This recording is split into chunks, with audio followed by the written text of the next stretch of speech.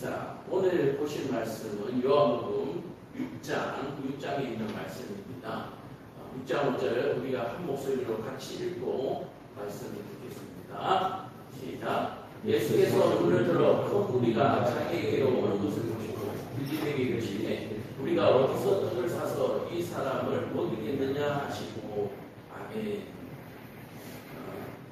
교회를 좀 다니시고 설교를 좀 들어보신 분들은 그럼 요한복음의 6장 5절 이 본문을 보면은 오늘 또 무슨 얘기를 할지 대충 알겠다 하시는 분들도 있겠습니다. 자, 그래서 제가 이 병원 예배할 때마다 많이 긴장하고 많이 준비하고 거의 새벽까지 고민하다가 말씀을 준비해서 오거든요. 왜 그러냐면 워낙 기아 목사님들, 많은 목사님들이 와서 일주일 내에 또 한 달 내에 계속해서 설교를 하시니까 말씀이 성경 부분이 겹칠 수가 있거든요. 그러다 보면 겹치는 말씀은 또 설교가 비슷할 수도 있어요. 그렇죠? 그래서 어디서 뺏겨서 오는가 싶은 또는 정말 성의 없이 말씀 전하는 것 같기도 하고 굉장히 긴장하면서 말씀을 준비합니다. 그러나 똑같은 말씀이 나올 수도 있고요.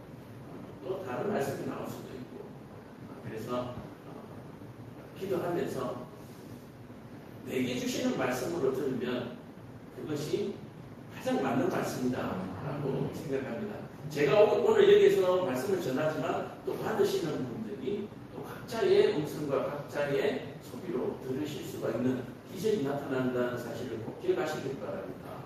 내가 생각하고 있는 거하고 목사님 생각하고 좀 다르네 뭐 이렇게 하시면은 안 되고 제가 여기에서 숫자같이 전하지만 또 찰떡같이 받으시는 성령의 은혜가 내게 특별하게 임했구나 하고 기뻐하시고 감사하시는 그런 은혜가 능력이 있으시기를 축복합니다. 그리고 또 하나님 준비하는 이 말씀이 우리 한우와 보호자님들에게 굉장히 좀 도움이 되었으면 하는 바람이 늘 있고 그래서 말씀 준비하는데 굉장히 고민을 많이 해요. 그런데 역시나 이 앞에 서면 은혜가 느껴져요. 얼마나 우리 하나님들이 간절한가가 제게 그냥 와요. 그래서 떨림이 있고 울림이 있고 감동이 있고 그렇습니다. 그래서 제가 준비한 말씀보다 간절하게 바라보시는 우리 하나님들의 눈과 그 간절한 마음이 저희가 더 감동받고 돌아가는 그런 예배가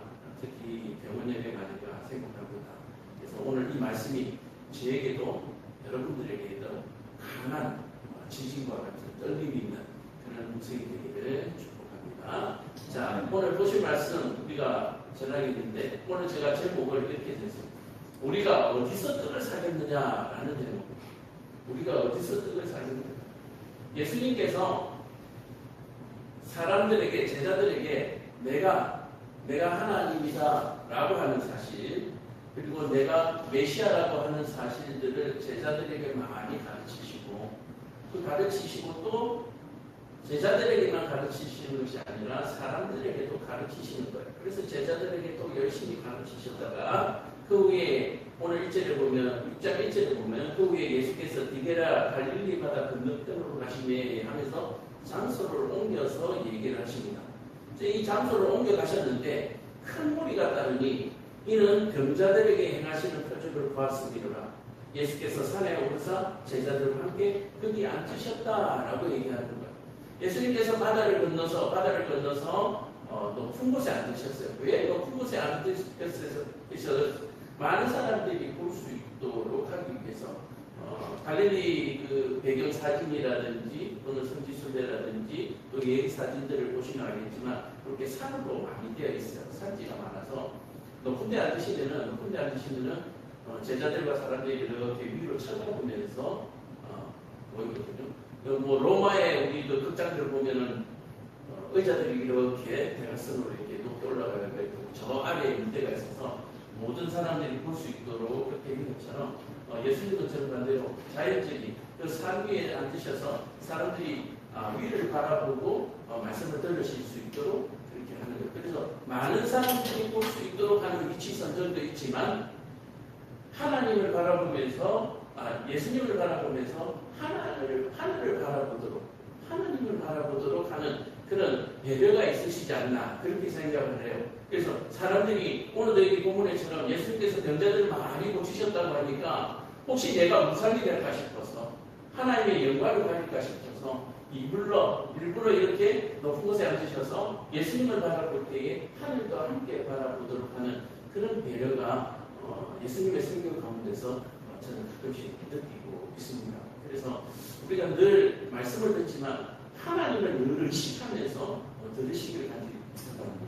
성경을 읽으시면서도 성경만 보지 마시고 성경을 이렇게 하늘로 향하시면 이 성경의 말씀이 하늘에서 들리는 음성이잖아요. 하나님의 말씀이라는 이 생각을 우리가 늘 잊지 않아야 될 줄 믿습니다.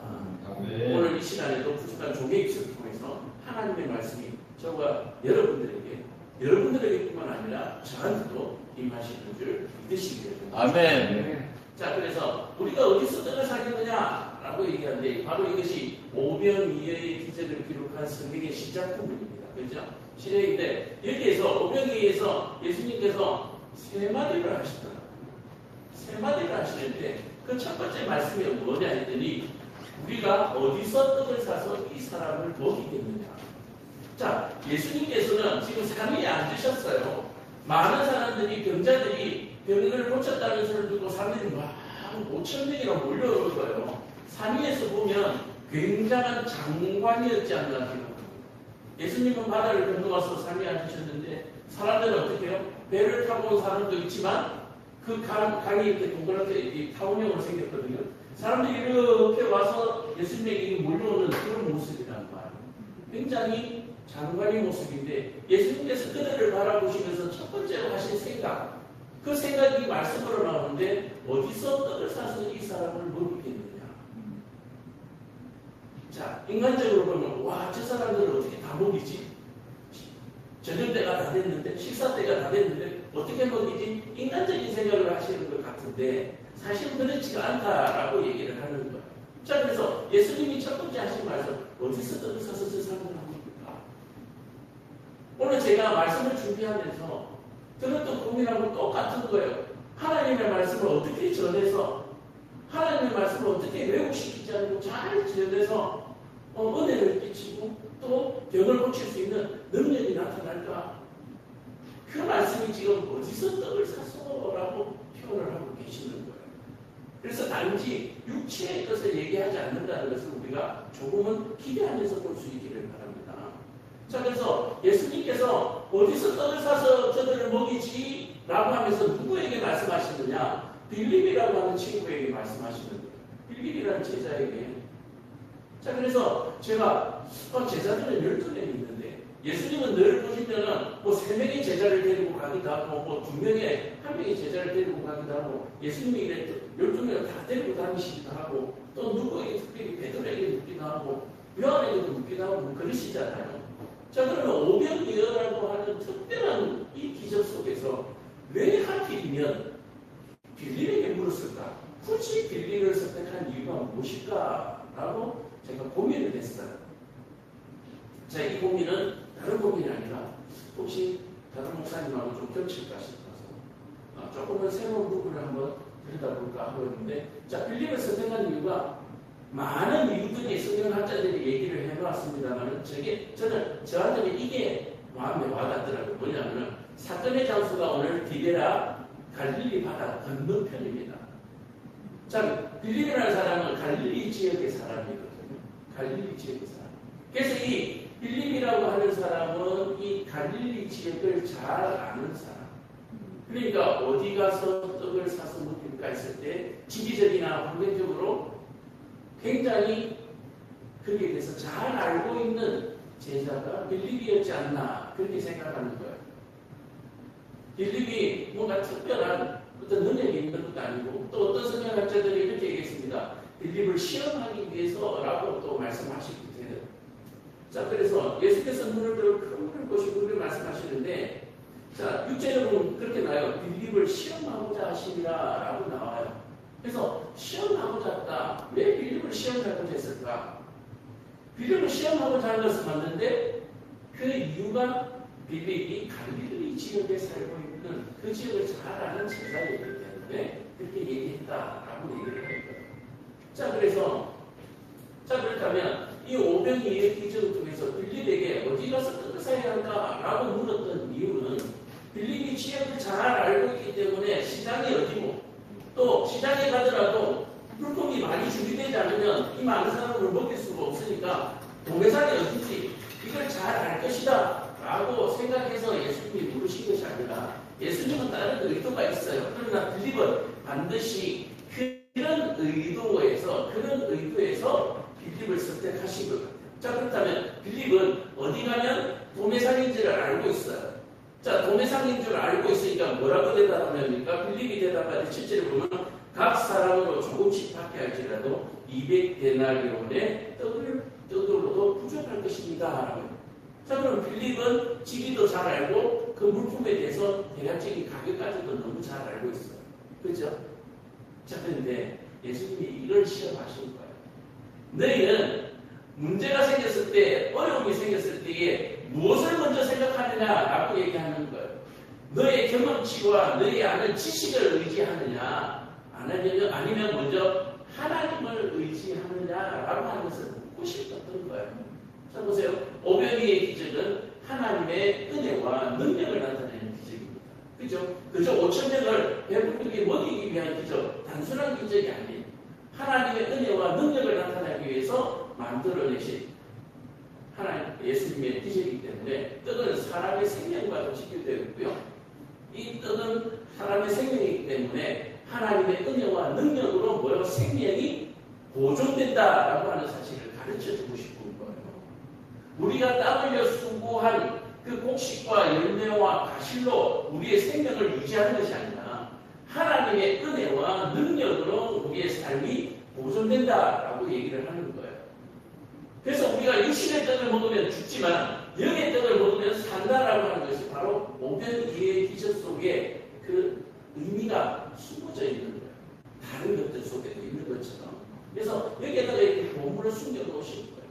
그래서 오병이에는 단순히 예수님은 진짜 하나님이신가 보다. 정말 하나님이 보내신 메시아가 맞구나. 정말 능력이 있구나. 라고 하는 믿음을 주기 위한 오병이의 기적이기도 하지만 그보다 더 깊은 곳에는 우리의 생명이 육신의 떡이 아니라 영의 떡. 그리고 우리의 생명은 우리의 노력과 수고가 아니라 하나님의 은혜와 능력으로 보존된다라고 얘기를 하는 거예요. 그래서 우리가 큰 병에 걸리고 질병에 걸리다 보면 우리는 생명을 위협받게 되는 거죠. 이 생명을 위협받게 될 때 우리는 많은 고민과 또는 많은 기도를 하게 되는데 우리의 기도가 믿음의 기도가 될 수 있기를 간절히 축복합니다. 하나님이 내게 생명 주셨고 하나님이 내게 은혜 주셨습니다. 그 은혜는 늘 충만하고 또 그 은혜는 언제든지 하나님께서 생각하시는 방향대로 흘러간다라고 얘기하는 거예요. 그러나 우리의 생명은 영원히 보존된다. 영원히 보존돼요. 하나님은 우리에게 영생을 말씀하셨잖아요. 그러므로 우리는 어떤 염려와 근심과 걱정이 생겼을 때 무엇을 먹을까? 무엇을 마실까? 다시 말해서 생명에 대해서는 걱정하지 마라라고 얘기하는 거예요. 생명을 염려하지 말고 이 일을 통해서 어떻게 하나님의 영광을 돌릴 것인가? 또 이 일을 통해서 내 믿음을 얼마나 하나님 앞에 보여드릴 것인가? 믿음은 자랑하는 것이 아닙니다. 그러나 마귀가 옆에서 보고 있어요. 그래서 내가 믿음이 있나 없나를 보시는 거예요. 그래서 모든 시험과 염려와 근심 걱정 속에서 우리는 뭐하지 마라? 염려하고 걱정하지 마라. 오늘 오병이의 기조 속에서 이것을 보여주는 겁니다. 자, 빌립은 뭘 걱정하고 있습니까? 이 많은 사람을 먹이려면 200데나리온 이상의 돈이, 큰 돈이 필요합니다. 우리에게는 이런 돈이 없습니다. 걱정하지 말라는 거예요. 자, 그래서 오병이에 보면 두 번째 예수님께서 말씀하시는데 두 번째 말씀이 이 사람들을 안게하라. 안게하라. 예수님께서 이 사람들을 안게하라 이 말을 자, 이 사람들은 지금 산 중턱에서부터 이렇게 예수님 밑으로 이렇게 모여서 있어요. 그런데 성경학자들 여기에 지금 잔디밭이나 풀이 많이 있어서 굉장히 포근한 자리로 그렇게 설명을 하고 있습니다. 자, 그 자리에 앉게 하라는 얘기예요. 자, 그래서 이 앉다라고 얘기하면서 글자가 좀 많은데요. 제가 읽어볼게요. 여기서 앉다라는 말은 유대인들의 식사 풍습입니다. 유대인들의 식사 풍습을 보면 이렇게 반쯤 또는 완전히 들어 누워서 식사를 하는 그런 문화예요. 예수님의 그 최후의 만찬을 보면 그냥 일자 식탁에 앉아서 그냥 쭉 이렇게 단체 사진 찍듯이 앉아있는 그림도 있지만 디귿자 식탁에서 예수님 무릎을 베기도 하고 제자들이 유월절 식사하는 모습을 그림으로 혹시 보신 적이 있는지 모르겠어요. 이 앉는다라고 하는 것은 비스듬히 기댄다, 눕는다 이런 뜻을 가지고 이런 의미를 가지고 있거든요. 그래서 이 앉아라라고 얘기하는 것은 뭐냐? 밥 먹을 준비하라는 거예요. 식사 준비하라는 거예요. 자, 그런데 빌립이 지금 뭐라고 했습니까? 우리에게 지금 없어요. 200데나리온이 없어요. 그런데 예수님께서 뭐? 야, 식사 준비해. 아니, 아직 시장 갔다 오진 않았고, 지금 밥을 떼려고 뭐 장작을 피운 것도 없고, 그냥 식사 준비하라는 2식, 50식, 100식, 우리 지어서 앉아. 식사 준비해. 그럼 사람들이 풀밭에 이렇게 앉아서 전부 이렇게 식사 준비, 밥 먹을 준비하고 있는 거예요. 그럼 이 사람들에게 앉으라고 했으니까, 이제 밥이 나오는가 보다. 그러면 이제 밥 들고 이제 사람들이 오니까 밥 먹을 준비하고 있는 거예요. 지금 예수님께서는 그것을 지시하고 계시죠. 빌립은 200데나리온이 없다고 했는데, 먹을 준비해. 저기 앉으라 하고 먹을 준비하는 거예요. 오늘 이 자리에 치료를 받고 계신 우리 하나님, 예수님에게 이 앉으라는 말씀을 받으시게 되는지 축복합니다. 하나님 어떻게 해요? 아니 뭐 병원에 한 달이나 있어야 되는데요. 하나님 언제까지 있어야 될지 모르는데요. 태어날 준비해. 오늘 이 말씀이 저와 여러분들에게 받으시게 되는지 축복합니다. 예수님 오늘 앉으시라고 얘기하는 거예요. 여러분들이 태어날 준비하는 거예요. 그럼 눈이 동그래지겠죠. 그러면 우리가 잘 아는 것처럼 하늘을 향해서 축사하시고 떼서 나눠주시기 시작하는데 모두가 배불리 먹고 남은 것이 있더라 라고 얘기를 하는 거예요. 자, 그래서 자기가 풍부하게 앉아있는 데서 이렇게 감sul 비스듬하게 누워서 식사 준비를 하는데 일일이 배가 부를 정도로 만족할 정도로 나눠주시는데, 그래서 식사 준비를 하고 하는 모든 것에 은혜 받을 준비 하는 거예요. 은혜 받을 자세. 오늘 저와 여러분들이 은혜 받을 준비가 되셨습니까? 은혜 받을 자세가 되셨습니까? 그 준비한 자세는 믿음이라고 얘기합니다. 예수님이 말씀하시는데 믿어야죠. 믿는 것이 순종입니다. 믿는 것이 순종이에요. 믿는 것이 겸손이에요. 세상 사람들은 내가 무슨 일을 해놓고 아이고 이거 제가 뭐 옆에 사람들이 도와줘서 했죠. 이걸 겸손이라고 얘기하는데 이거는 겸손에 아주 요만큼밖에 되지 않습니다. 겸손이라고 하는 것은 믿음을 겸손이라고 합니다. 믿음을 말씀하시는 그대로 순종하는 게 믿음이잖아요. 뭐 순종이 겸손이에요. 순종이 겸손. 퇴원 준비하시길 바랍니다. 퇴원 준비하시길 축복합니다. 자, 그리고 예수님께서 말씀하신 때 세 번째 말씀이 무슨 말씀이냐? 남은 조각을 거두고 버리는 것이 없게 하라.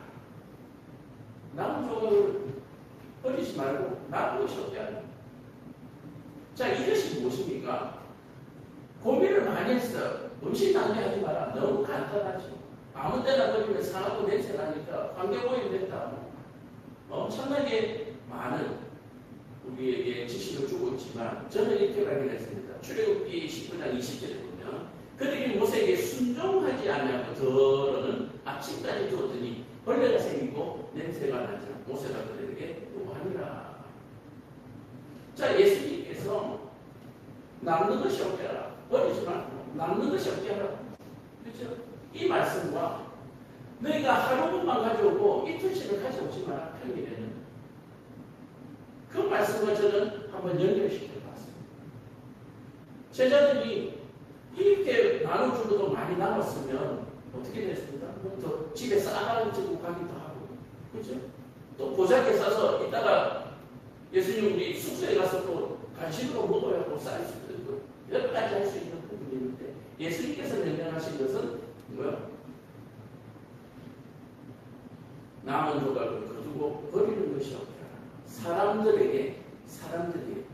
사람들에게 이것이 모델과 혹시 하나님의 영광을 가리는 일일까? 하루치만 가져오라 그랬는데 전치 가져와서 썼잖아요. 그죠? 그것처럼 많은 사람들이 볼트 5개하고 물고기 2개로 이렇게 많이 만들었어요. 야, 이거 신기한 거야. 이거 가져가가지고 기념으로 그죠? 뭘 할 수도 있고 여러 가지 사건이 벌어질 수가 있잖아요.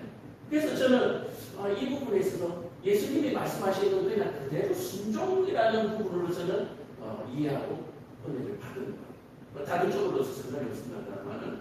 자, 그래서 출애굽기에서 하나님께서 말씀하시는 것처럼 하루만 가져가고 이틀치는 가져가지 말라라고 하신 말씀에 대한 순종. 예수님이 남는 것이 없게하고 버리지 못하게 거두라라고 하는 이 말씀의 순종.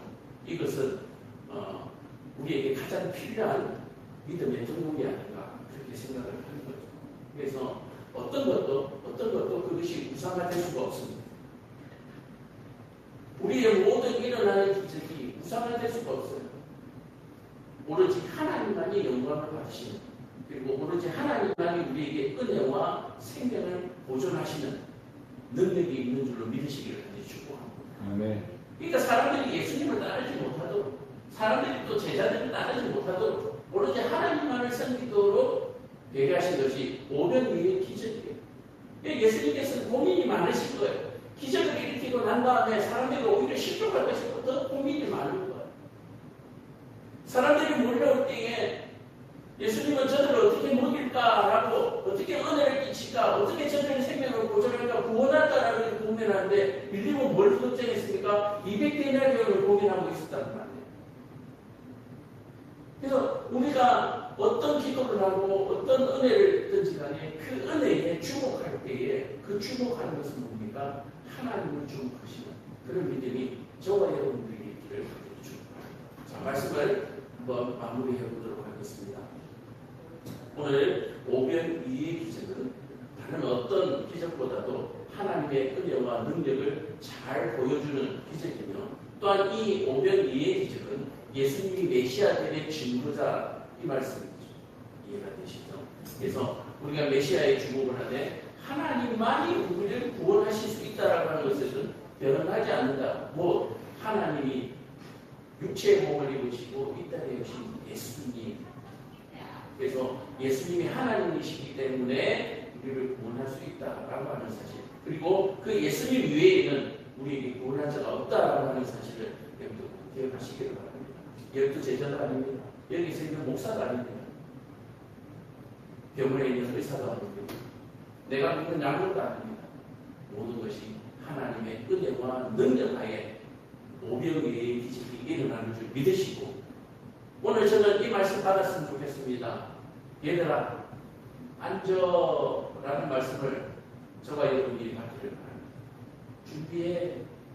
뭘 원하시든지 받을 준비하시기를 바랍니다.